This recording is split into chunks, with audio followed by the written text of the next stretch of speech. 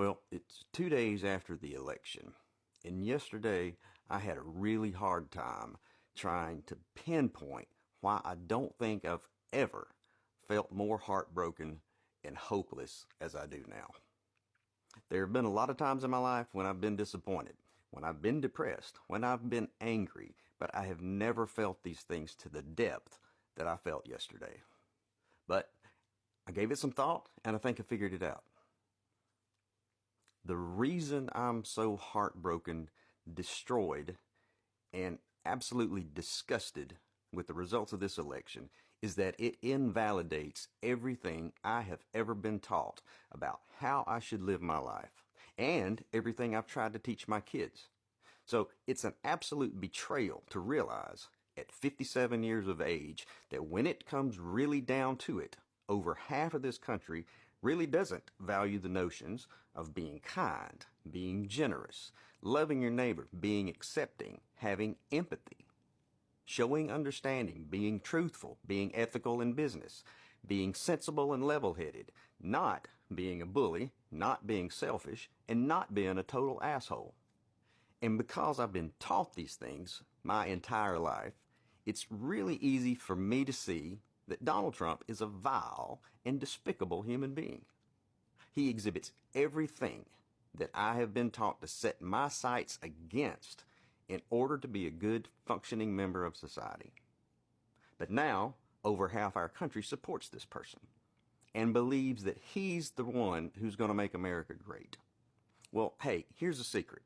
Someone who has worked so hard at sowing discord is never going to do anything to unite us. That's his big lie, because he doesn't benefit from Americans coming together. He and all the Tucker Carlsons and Alex Jones out there, they profit from the rage that they're able to manufacture. So don't tell me it's okay if we disagree, as if this is akin to our individual preferences for wine or toilet paper. This is not a simple disagreement. This is you telling me that the values I've held dear my entire life have no meaning or place in the real world. This is you telling me that I should be shrewd, deceptive, cruel, and intolerant. This is you telling me that the type of person you really admire and look up to is a rich, entitled, narcissistic, criminally convicted pussy grabber. And if you're one of those guys out there that likes Trump because, well, he says what's on his mind, he tells it like he sees it, he doesn't have a filter. Yeah, sometimes you need a filter. There was a time, not that long ago, when being an asshole wasn't cool. If you were a shitty person, you just kept a lot of that to yourself, and society was all the better for it. But now it's all, let's make America great again. And what I'd like to know is, what specific time in American history are you talking about? What year exactly? Because for a lot of folks, this right now, this current time in American history is the greatest. And you know that. And for some reason, you don't like it. It's like this crazy idea that giving certain rights to someone else somehow takes some of yours away. Or are you just pissed that you're not special anymore? And so you can feel special again, you'll be more than happy to drag us all back 70 years when our black brothers and sisters had to drink from separate water fountains, or back when if you were non-straight, you had to stay in the closet. Personally, I'd like to go back to a time when assholes had to stay in the closet. And don't tell me, oh, don't be stupid. You're getting it all wrong. It's really about none of that. It's really about the economy. As if that excuses the behavior. You're willing to overlook all the other fascist rhetoric because all that's doing is showing your wives and your daughters and minorities and LGBTQ and other marginalized groups that you're completely willing to throw them under the bus as long as you can save 5 cents a gallon on gasoline.